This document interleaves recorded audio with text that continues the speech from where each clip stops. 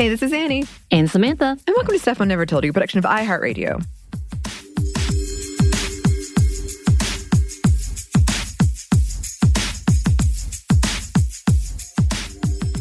And welcome to, you know what, I'm going to call this a new-ish kind of segment for the Monday Mini, because we've done a few things throughout, and you know, typically this is our shorter episodes where we talk about current events, current issues, and all of that.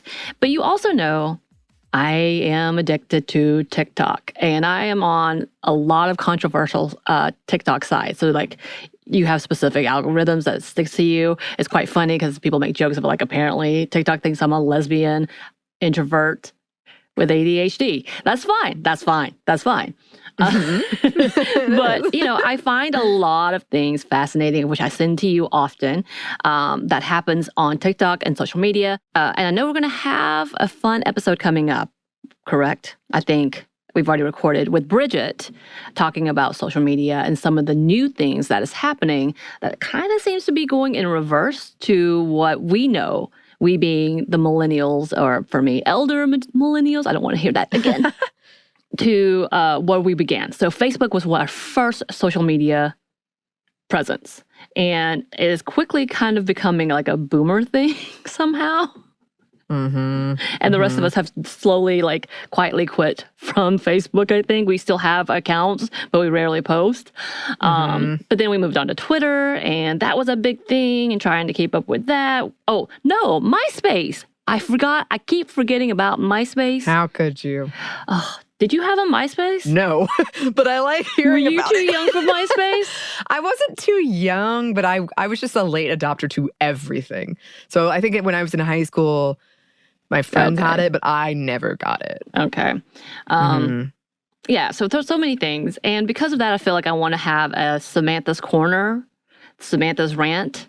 That's not specifically like the happy hours where we talk about emotions. We're going to talk about things that pop up that I'm like, what is this? And let's talk about it. And I know there's articles out there, and there are, about this. And this one has been on our plate for a while. Like, I was like, I need to do this. And it's the call-out culture in social media. And I'm going to kind of go in between call-out culture, cancel culture, and accountability. So these three things kind of start blurring lines. But for now, we'll just call it call-out culture. And Anney, have you seen any, like, I know people send you TikToks. Have you seen any that would be call-out videos, you think? No. No, I know people, and again, we've talked about cancel culture before. It is like there is a line and it gets messy. I've had friends who experienced it where the story wasn't complete. And that can be scary, but I don't think anybody's ever sent me like a TikTok call out video. I will.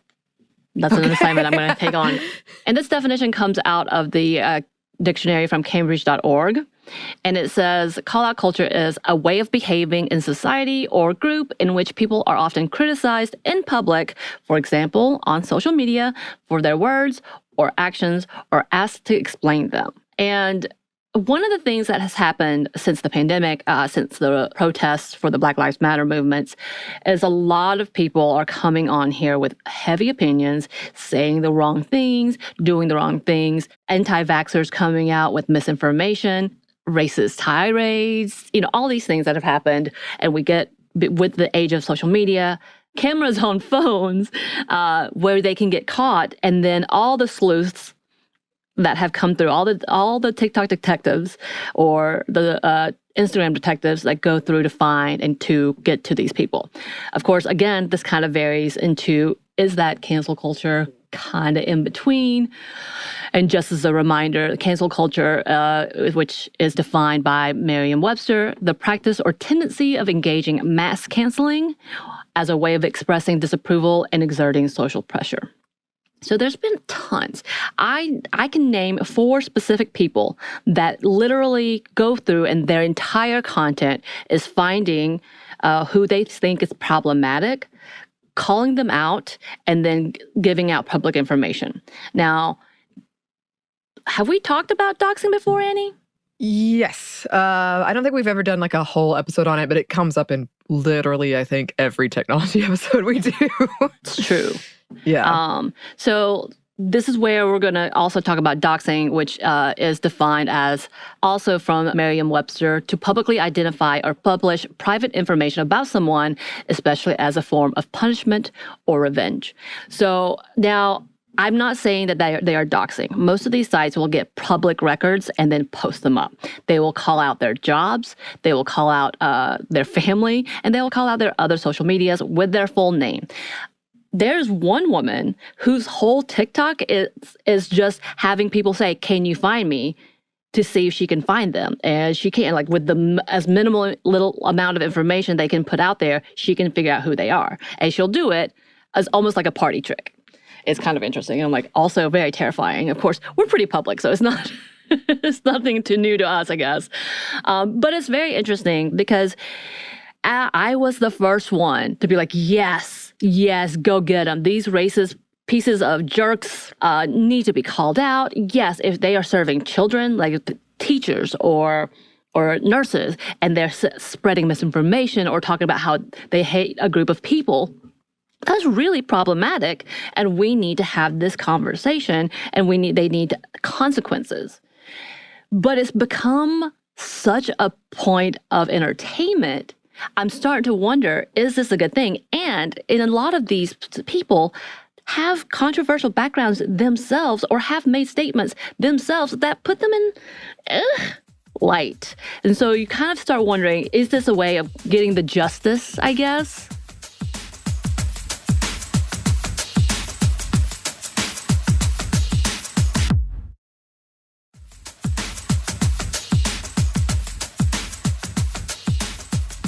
So, Anney, can you think of a time where you've seen a person get justice? I don't know how else to say this. I think we've talked about this in our cancel culture episode. I would have said maybe Kevin Spacey, and now he's like speaking again in public events. Right. He's back. Harvey Weinstein, I guess, went to jail, but it like took so much to do it. And I'm not sure, like, the social media part was a big part of it, but it wasn't the only part of it. I guess I want to caveat. I think my answer is not really. But I do want to caveat. I'm not on social media that much. So because I think it's one of those like really fine lines. Like we said, it's great it can be really great at calling attention to people in power and like, hey, we can't forget what has happened here. But if nothing happens outside of that, I don't know. It's complicated, but I would say my answer is, with all those caveats, not really. Right. So I know, and we're going to talk a bit about businesses too, because they are not immune to this. But in a Guardian article that talked about call-out culture, they said, some people feel that call-outs are an excuse for petty drama, which is what I'm saying, and a way to stir up gossip more than to promote social justice. And that is exactly one of the things that I feel like, yes, there's vindication, but at the same time, this feels gross that we are all celebrating it. We shouldn't be sitting here saying, yes, we caught them, we got them fired, end of story. We know the whole event that happened in New York with the bird watcher and the woman with the dog. She sued her company and I think won. Because she felt like that was, done incorrectly. What she did was racist as wrong. I will not doubt that. This could have completely harmed that individual. But also, the victim said he did not want that for her. He did not want all this conversation. What he wanted was just to be able to peacefully go and have an interaction and move on. But this was problem to him. So I feel like we also need to listen to the victims of the people. Right? So if he's the one that's saying, I didn't want all of that for her. Yes, I wanted justice, but not all of this. This is unnecessary. And in that same article, they said, a frequently cited problem with call-outs is that it's all too easy to get carried away and over-punish people, turning alleged perpetrators of upsetting acts into victims themselves. And I thought that was interesting because, again, people are jerks and we know things happen. But we also have seen things like people writing from when they were 17, 15, because the newer generations have grown up with social media, which I didn't, they are being punished now for it. I will say, don't be ignorant and think that people cannot find your past. That's always something. But also, I will say people change. I changed. I changed from thinking that affirmative action was racist tokenism, and I was going to hold up the white supremacy. Of course, I didn't know that then, by saying I can earn my own, which is not the truth. This is not the truth in what it actually did. But because I was so young and really under the influence of my family who believed that way, I thought that too. Would I have said something if I had Twitter at that point in time? I don't know. Because making controversial statements can also be a thing that makes you rise up, right?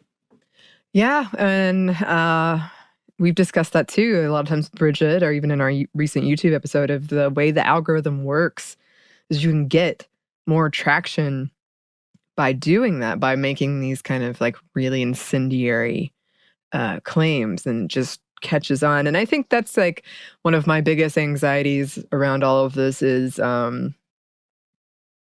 because, as we said in that cancel culture episode, when used correctly, all for it, all great. And it's one of those things that like people, especially conservatives, like to like say witch hunt or whatever, and that's not what's happening.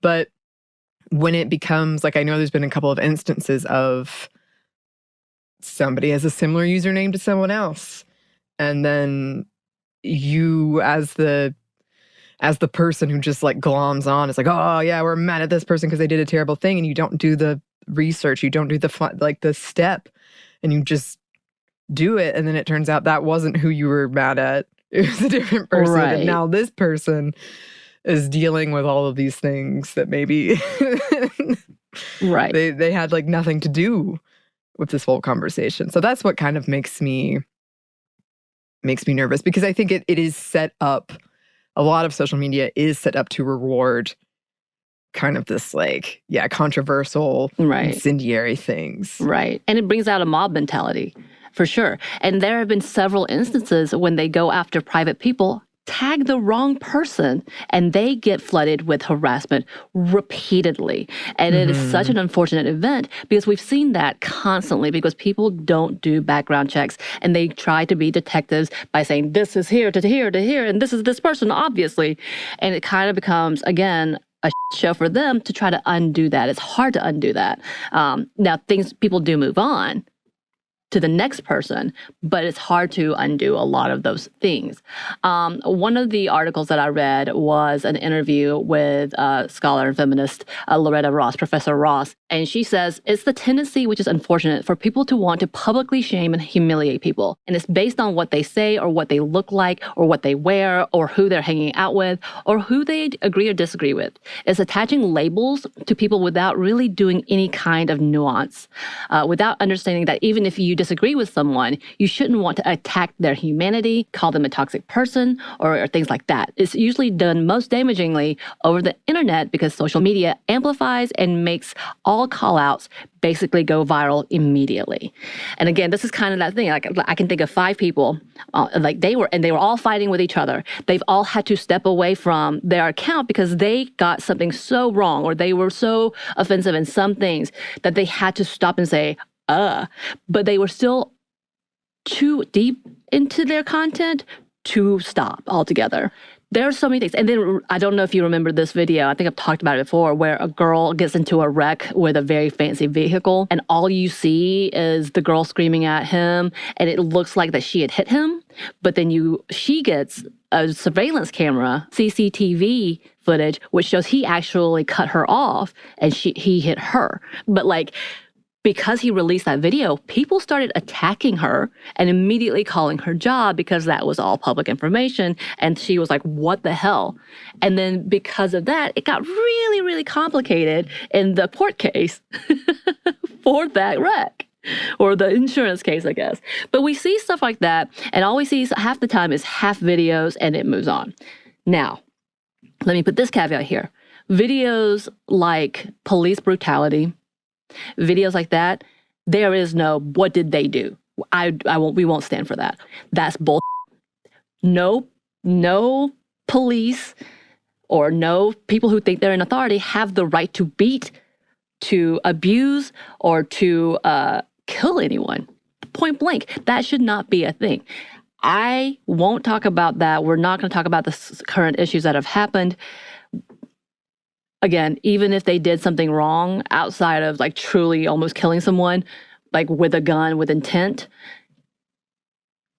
a guilty person should not die either. A person who commits a theft should not have to die. A person who is asking questions and trying to figure out why they're being detained should not be hurt and abused. So that part, we're not talking about that. We're not talking about that issue. What we're talking about is the small accounts of, she wrote this, let's cancel this person. She said this, let's cancel this person. Racist tirades are not good. That needs to be called out. But again, we do need to talk about growth. You can't fix racists, but you can fix situations, and you can talk about why they're angry. Mm-hmm. I mean, I think that's and that quote you just read, I think that's one of the keys is social media can, because of like the limitations of what you communicate, it can be very limiting in terms of nuance. And I do think nuance is important. And, there's some things that, yeah, absolutely are like, well, I got the nuance and they're still canceled that. But like, I feel like a lot of us don't even take that step. We just see like, oh, everyone else is doing it, I'm going to get on board, or else they're going to think that I'm bad because I didn't say anything. And it just builds and it snowballs out. And especially because we have an episode coming out on AI. We've talked about deep fakes before. Like, it's going to get more and more complicated in the future for us to know what is the reality and what is the truth of what we're seeing online. And that was something like the older generation struggled with because they didn't grow up with social media. They didn't grow up with the internet. Now, you and I, especially because this is kind of a burgeoning technology, we're going to have to be vigilant about that because you can't, the technology is so good. And like, I've read accounts of, revenge porn targeted at women, especially like journalists or something like that. And if nobody... Well, I mean, number one, a lot of that shouldn't even be a fireable offense, but that's a whole other situation. But anyway, but it's like once people just make these videos and they're sending them to like your family, and it's so hard to be like, hey, no, I know it looks I know what it looks like. Who are it's not me. susceptible to that too, anyway. Mm-hmm. Yeah, which is a concern.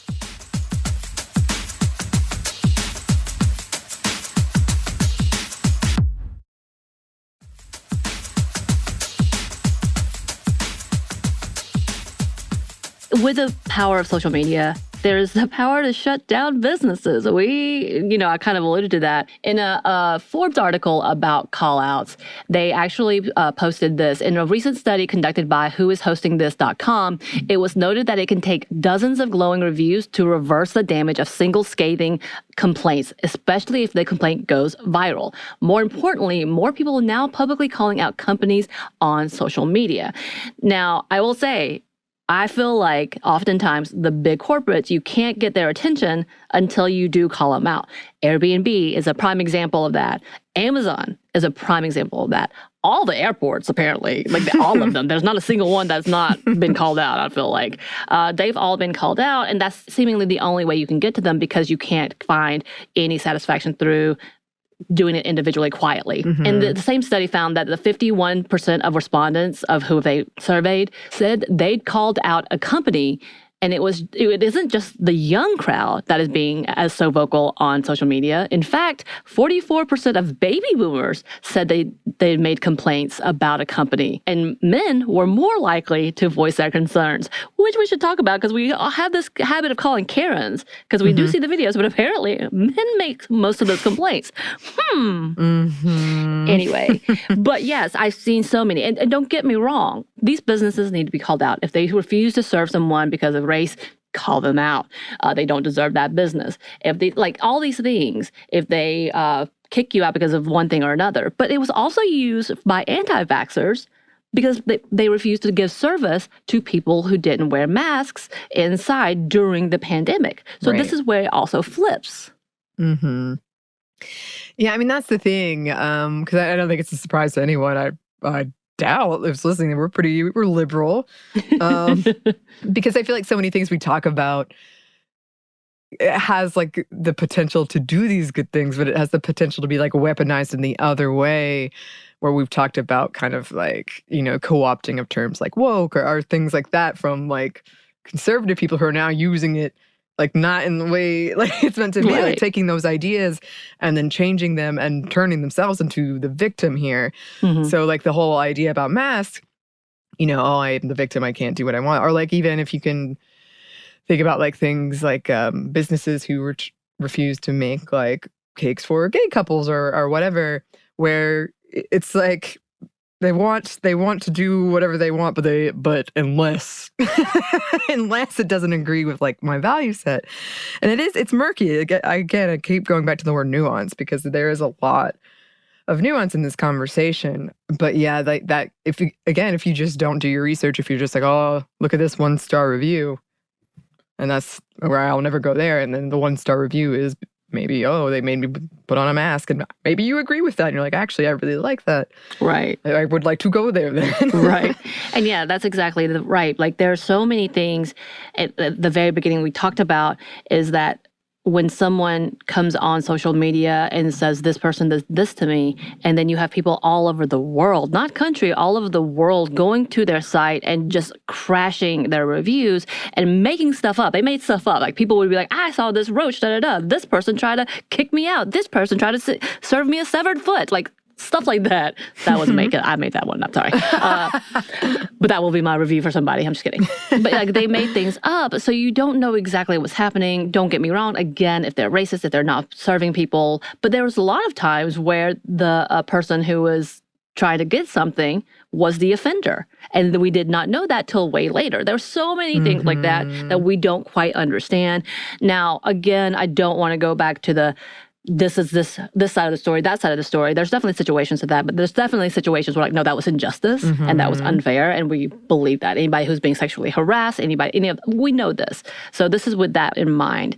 And by the way, again, in the Forbes article, it says the survey also found that 52% of those who said they call out companies did so to raise awareness, and 50% said it was so that others could avoid similar problems. So the motives were high-minded, so the survey noted, but it suggests that there's more than just a refund or discount in mind. And again, I've definitely seen those people who are like, they've tried that route, they got no answer, so this is what they're going to do is publicly call them out. I think like there's, again, this is one of those like, I don't know how I feel moments, like those people who call out racist and sexist acts in people. I'm glad, I guess, but I really hate that we rely on these people. When they do this, it's all gloating and it feels petty. And I'm like, you're literally getting views on the backs of someone else's suffering. Is that okay? Right. I mean, that's going back to what you said about the incident in New York. Like, who are we doing this for? Like, who are you calling out for? And I think it's really easy to tell yourself, well, I'm like doing the God's work or whatever. Right. But yeah, I mean, we've really monetized, and we're not like we're making money, but like the whole currency, the whole currency of like internet kind of performative action and getting those views and getting those followers can be, I think people can lose sight of who it should be for. Like if you're doing it for like high-minded things or something other than a refund and discount, that's not necessarily wrong. But if that's just kind of a performative thing that you're doing, right, or you're not doing the research, right, then that's not the same. Yeah. Yeah. Well, Anney, thank you for going down this rabbit hole with me, because I've got so many more questions that I'll be bringing about in my now Sam's Corner segment. Okay. Yeah. But why internet? But why internet? Well, that we do have a lot of questions about that. And we will not run out of content. Awesome. Well, thanks for bringing this topic. Look forward to the next one. And listeners, if you have any like why internet topics we should discuss, any thoughts about this, you can email us at stephanieomstuff@iheartmedia.com. You can find us on Twitter @MomStuffPodcast or on Instagram and TikTok @StuffI'veNeverToldYou. Thanks, as always, to our super producer, Christina. Thank you, Christina. And thanks to you for listening. Stuff I Never Told You is a production by iHeartRadio. For more podcasts from iHeartRadio, you can check out the iHeartRadio app, Apple Podcasts, wherever you listen to your favorite shows.